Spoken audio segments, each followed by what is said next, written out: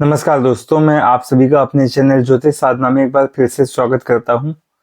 आजकल मैं कोशिश करता हूं रोज एक शॉर्ट वीडियो डाल दूं, तो आशा है कि आप मेरे शॉर्ट वीडियोस देखते होंगे। इस वीडियो में मैंने सोचा कि आपको एक ऐसी बुक दिखाता हूं जिसका जनरली कहीं डिस्कशन नहीं किया जाता, और वो एक बहुत महत्वपूर्ण ग्रह के ऊपर बेस्ड किताब है। यदि आप यहाँ पे देख पाएँ तो इस किताब का नाम है वीनस इन एस्ट्रोलॉजी और इसके ऑथर हैं केसी सक्सेना साहब। और यदि आप यहाँ पे देख पाएँ तो सागर पब्लिकेशन का लोगो भी इस पुस्तक पर छपा हुआ आप इस पुस्तक के जिल्द पर यानी कवर पर छपा हुआ देख सकते हैं। तो ये किताब इतनी मोटी है और केवल शुक्र ग्रह के ऊपर बेस्ड है, वीनस के ऊपर बेस्ड है। शुक्र ग्रह, जैसा कि आप जानते होंगे, हमारे आसमान में सूर्य और चंद्रमा के बाद सबसे अधिक चमकने वाला कोई ऑब्जेक्ट है, यानी एक सिलेस्टियल बॉडी है, थर्ड मोस्ट ब्राइटेस्ट यानी shining object in our sky after sun and moon respectively. तो शुक्र ग्रह की तो मुंडियन एस्ट्रोलॉजी में बहुत ही ज़्यादा अहमियत होती है, बहुत इंपॉर्टेंट होता है मुंडियन एस्ट्रोलॉजी में। लेकिन परंपरागत भारतीय ज्योतिष में भी शुक्र ग्रह की बहुत ज़्यादा महत्ता है, बहुत ज़्यादा इंपॉर्टेंस है। और जनरली हम सब ग्रहों को डिस्कस कर लेते हैं, सूर्य और चंद्रमा को तो करते ही हैं, गुरु और शनि को भी करते हैं, लेकिन वीनस को बहुत कम डिस्कस किया जाता है। इसकी लिमिटेड सिग्निफिकेशंस लोगों को पता है, इसकी लिमिटेड वे ऑफ एनालिसिस भी लोग जानते हैं, यानी लिमिटेड तौर पर जानते हैं। बेहद बृहद तौर पर कोई पुस्तक शुक्र ग्रह के ऊपर नहीं लिखी गई है।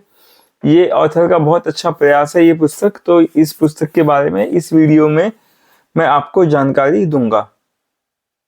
आगे बढ़ने से पहले मेरी आप सबसे सिंसियर रिक्वेस्ट है कि मेरे चैनल को सब्सक्राइब कीजिए। जब मेरा सब्सक्राइबर काउंट बढ़ता है तो मुझे और भी जल्दी अच्छा कंटेंट बनाने का मोटिवेशन यानी प्रोत्साहन मिलता है।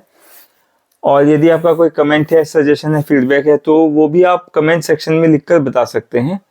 इसके बाद मैं आपको एक बात बताना चाहूँगा जिससे आप डिस्क्लेमर भी समझ सकते हैं। इस वीडियो में इस पुस्तक को दिखाने के लिए मुझे किसी भी प्रकार का पैसा, प्रलोभन या कोई अन्य बेनिफिट नहीं प्राप्त हुआ है, ना प्रकाशक से, ना लेखक से, ना ही किसी अन्य संस्था या व्यक्ति से।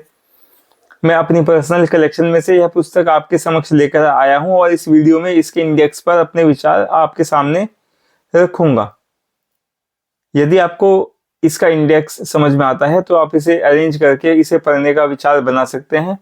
आप इसे कहाँ से खरीदेंगे उसकी भी डायरेक्शन मैं आपको नहीं दूंगा। मेरी कोई प्रेफर्ड जगह नहीं है। जहां से भी आपको समझ में आए, जहां से भी आपको ठीक दाम मिले, या जहां पे भी आपको ये पुस्तक उपलब्ध दिखे, वहां से आप इस पुस्तक को खरीद सकते हैं। यदि आपको ये पुस्तक समझ में आती है, या किसी भी तरह अरेंज करके पढ़ सकते हैं। किताबों की पीडीएफ को डाउनलोड मत किया कीजिए ऑनलाइन।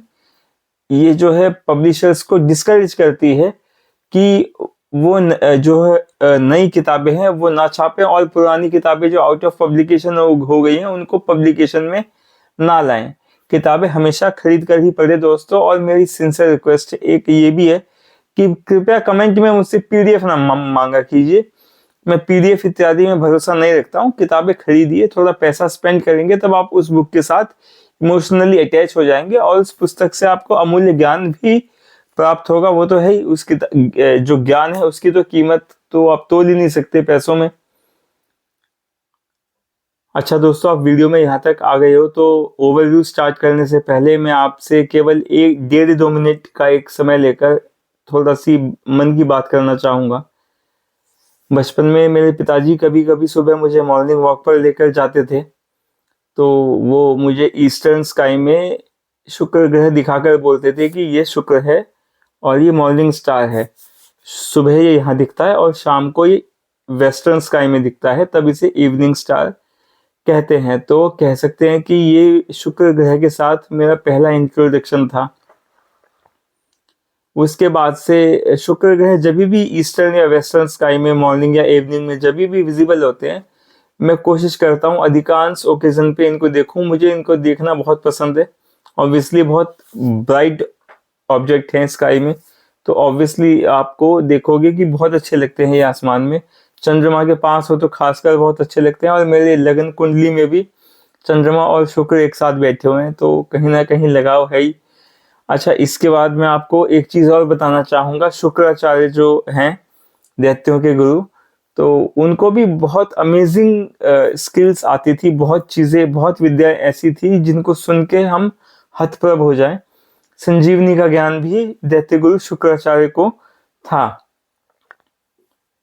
वीनस को आप नेटल एस्ट्रोलॉजी में तो पढ़ते हो, यानी कुंडली में ये कैसे काम करता है, गोचर में, अष्टक वर्ग में ये कैसे काम करेगा, लेकिन वीनस की स्टडी मुंडियन एस्ट्रोलॉजी में भी उतने ही इंपॉर्टेंट है। दोस्तों आप एक चीज ध्यान रखना, मुंडियन एस्ट्रोलॉजी जो है, सन और मून के बाद वीनस तीसरा सबसे ब्राइट ऑब्जेक्ट है और इसकी स्टडी करना बहुत इंपॉर्टेंट है। बहुत सारी घटनाओं की प्रिडिक्शन में वीनस एक बहुत इंपॉर्टेंट रोल प्ले करता है, जिसको कि हम अदरवाइज इग्नोर कर देते हैं। वीनस को आप जब भी आप पढ़ें तो मुंडियन एस्ट्रोलॉजी में विस्तार से पढ़ें, बहुत ही अमेजिंग एक्यूरेसी आ जाती है प्रिडिक्शंस में यदि आप वीनस के बिहेवियर को, वीनस की मूवमेंट को मुंडियन एस्ट्रोलॉजी प्रिडिक्शंस में इंक्लूड करते हैं। तो इतना सुनने के लिए धन्यवाद दोस्तों। आइए अब फाइनली ओवरव्यू की तरफ हम लोग चलते हैं। दोस्तों इस समय पुस्तक तो आप यहाँ पे देख सकते हैं और इसकी मोटाई भी काफ़ी है, और देखिए केवल वीनस के ऊपर बेस्ड पुस्तक है। Venus in astrology by K C Saxena ji के द्वारा, यानी बाय श्री केसी सक्सेना और सागर पब्लिकेशन के द्वारा ये किताब पब्लिश की जाती है। और यदि आप इस पुस्तक को खोलेंगे तो ये सेलर का नाम है, ये फर्स्ट पेज है इस बुक का, सागर पब्लिकेशन का एड्रेस है, और यदि आप देख सकें तो ये 1992 का फर्स्ट एडिशन है और पहले पेज पर यही जानकारी है जो आप यहाँ पे देख सकते हैं। इसके बाद इस पुस्तक का प्रीफेस है। मैं आप लोगों से हमेशा ध्यान कहता हूँ कि प्रीफेस को हमेशा ध्यान से देखा कीजिए, क्योंकि कोई किताब क्यों लिखी जाती है, ऑथर के मन में क्या चल रहा होता है, वो प्रीफेस में बहुत अच्छे से चीज़ों को समझाते हैं। और प्रीफेस जो है एक ऑथर का माइंडसेट समझने में बड़ा इंपॉर्टेंट रोल प्ले करता है। तो प्रीफेस देख सकते हैं कि अच्छा खासा लंबा है, तो ऑथर ने अच्छे से समझा रखा है कि उन्होंने ये पुस्तक क्यों लिखी, क्या इस पुस्तक का जो पर्पस है, क्या ये मोटिव सॉल्व करना चाहती है। इसके बाद कंटेंट का पेज आ जाता है दोस्तों, जो अब हम पढ़ना शुरू करेंगे।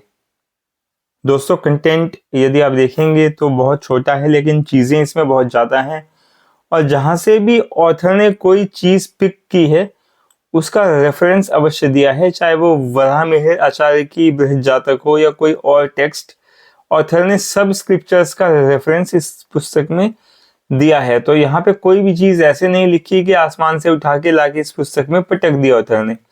तो शुरुआत में करते हैं इंडेक्स की। तो चैप्टर 1 एस्ट्रोनॉमी है, वीनस के बारे में बता रखा है, और फिर सेकंड नंबर पे कैरेक्टरिस्टिक्स ऑफ वीनस है, फिर नेटिव बॉर्न अंडर वीनस, यानी वीनस इन्फ्लुएंस के साथ जो पर्सन बॉर्न होते हैं उनकी क्या खासियत होती है, फिर वीनस के कारकत्व बता रखे हैं, यानी कि सिग्निफिकेशंस बता रखे हैं, फिर वीनस इन वेरियस साइंस, यानी अलग अलग राशियों में वीनस का क्या फल होता है यह बता रखा है, फिर वीनस इन वेरियस हाउसेस, यानी अलग अलग घरों में कुंडली के वीनस क्या फल देते हैं। तो ब्रॉडली आपको ये दोनों चीजें देख के समझ में आ जाएगा कि वीनस के फल देने का पैटर्न क्या होता है, और आप कारकत्व जो चैप्टर 4 में बता रखा है उनकी सहायता से काफी चीजें जो है यहाँ पे समझ जाओगे। इसके बाद 7वां चैप्टर जो है वीनस नक्षत्र, अलग अलग नक्षत्रों में क्या वीनस का फल होता है वो भी ऑथर ने बता रखा है।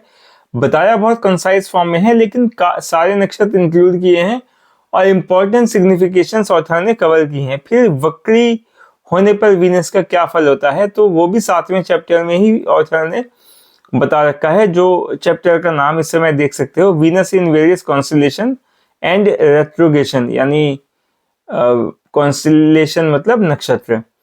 फिर 8वां चैप्टर है वीनस फॉर ईच असेंडेंट, जो कि आप देख सकते हो लगभग 80 पेज का चैप्टर है, तो 96 पेज नंबर से 174 तक है।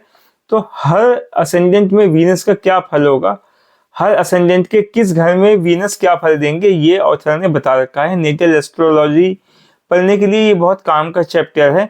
9वें चैप्टर में वीनस और दूसरे ग्रह, यानी वीनस की जब किसी दूसरे ग्रह के साथ युति होगी तब क्या फल में मॉडिफिकेशन होगा, कैसे फलादेश करना चाहिए, वो ऑथर ने यहाँ पे बता रखा है। इसके बाद 10वां चैप्टर है Venus in aspects to others, यानी वीनस के ऊपर दृष्टि दूसरों की, तो उससे क्या फल में मॉडिफिकेशन इत्यादि हो सकता है, वो ऑथर ने यहाँ पे बता रखा है। 11वां चैप्टर है वीनस एंड योगा। तो वीनस को इंक्लूड करके बहुत सारे योग बनते हैं कुंडली में, उसके बारे में ऑथर ने यहाँ पे बता रखा है। बहुत सारे योग बनते हैं, श्रीनाथ योग है, तो ऐसे करके बहुत सारे योग कुंडली में बनते हैं भारतीय परंपरागत ज्योतिष के अनुसार। तो वो ऑथर ने इस चैप्टर में बता रखा है, 11वें चैप्टर में। अच्छा, वीनस जो है मैरिज और सेक्स दोनों का बड़ा स्ट्रॉन्ग सिग्निफिकेटर बहुत सारे स्कूल्स ऑफ एस्ट्रोलॉजी में माना गया है। तो ये जो 12th चैप्टर है Venus in marriage and sex, तो ये भी बड़ा इंपॉर्टेंट चैप्टर है। शादी की टाइमिंग डिटरमाइन करने के लिए बहुत से लोग वीनस की सहायता लेते हैं, और कुछ एस्ट्रोलॉजी के विचार तो ऐसे हैं वो वीनस को ही मैरिज का नेचुरल सिग्निफिकेटर समझते हैं, मानते हैं। 13वां चैप्टर फीमेल होरोस्कोपी के ऊपर है। अच्छा, 12वें चैप्टर में जो Venus in marriage and sex है, इसमें मेल होरोस्कोपी और फीमेल होरोस्कोपी दोनों को डिटेल में कवर किया गया है। फिर फीमेल होरोस्कोपी के और जो यानी इलेबोरेट एग्जांपल्स हैं वो 13 चैप्टर में लिए हैं। तो मेल होरोस्कोपी को चैप्टर 12 में ऑथर ने बहुत विस्तार से कवर किया है। कब व्यक्ति का वैवाहिक जीवन अच्छा रहता है, कब नहीं रहता तो वीनस का वहां पे क्या रोल है, कैसे रोल प्ले करता है, क्या सुधार की संभावना रह जाती है नेटिव की लाइफ में। उसके बाद चौथा चैप्टर वीनस एंड डिजीजेस, यानी एक मेडिकल एस्ट्रोलॉजी से संबंधित चैप्टर है कि वीनस कौन कौन से रोगों को दिखाता है, कब कौन सा रोग हमें पकड़ सकता है, क्या ठीक होने की संभावना है। तो बहुत डिटेल में ये चैप्टर है।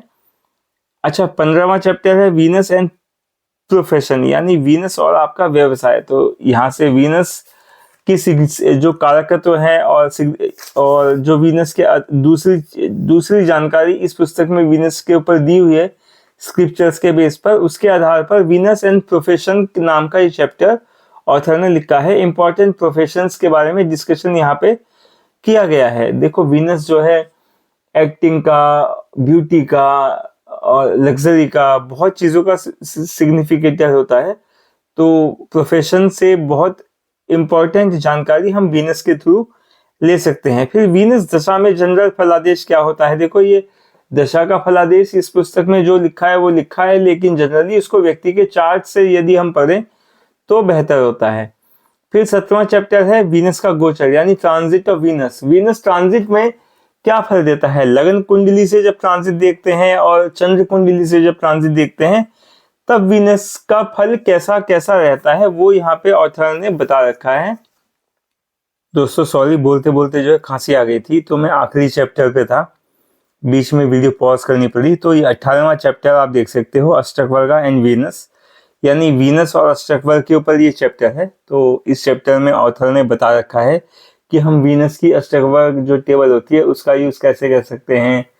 वीनस का जो ट्रांजिट होता है वहां पे किसी ना किसी राशि में जो है सर्टेन पॉइंट होते हैं, जहां कम पॉइंट होते हैं वहां पे वीनस का ट्रांजिट हो तो हमें उसके कैसे संभालना चाहिए।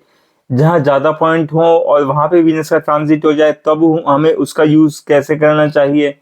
तो ऐसी बड़ी सारी चीजें ऑथर ने यहाँ पे समझा रखी है। छोटा सा चैप्टर है, लेकिन चीजें इसमें बहुत सारी डिटेल में ऑथर ने समझा रखी है। तो इस तरीके से इस पुस्तक का जो इंडेक्स समझाने का जो कार्य है वो यहाँ पे संपूर्ण हो चुका है। तो आशा है आपको इंडेक्स समझ में आया होगा। आइए अब इस वीडियो में आगे चलते हैं। आशा है दोस्तों ये जो ओवरव्यू इस पुस्तक का मैंने अभी आपको समझाया, इंडेक्स इसका, जितने भी टॉपिक्स हैं इंडेक्स में, ये आपको पसंद आया होगा और आपको आइडिया लग गया होगा कि मोटा मोटा इस किताब में क्या चीज़ है। देखो, कंटेंट तो बहुत ज़्यादा है, हर चीज़ बता पाना इस छोटे से वीडियो में संभव नहीं होता, लेकिन फिर भी मैंने अपनी तरफ से पूरी कोशिश की है कि मैं आपको ज़्यादा से ज़्यादा चीज़ें समझा सकूं। तो आशा है आपको यह वीडियो पसंद आया। यदि पसंद आया तो लाइक अवश्य करें, और मैं फिर से रिक्वेस्ट करता हूं मेरे चैनल को सब्सक्राइब कीजिए, और जो है कमेंट यदि आप कुछ चाहें तो पूछ सकते हैं, लिख सकते हैं। और इसके बाद अगले वीडियो में हम किसी और विषय पर बातचीत करते हैं। मैं भगवान श्री रामचंद्र से प्रार्थना करता हूं कि वो आप सबको ठीक ठाक रखें, अपना आशीर्वाद आप सबके ऊपर बनाए रखें। जय श्री राम दोस्तों।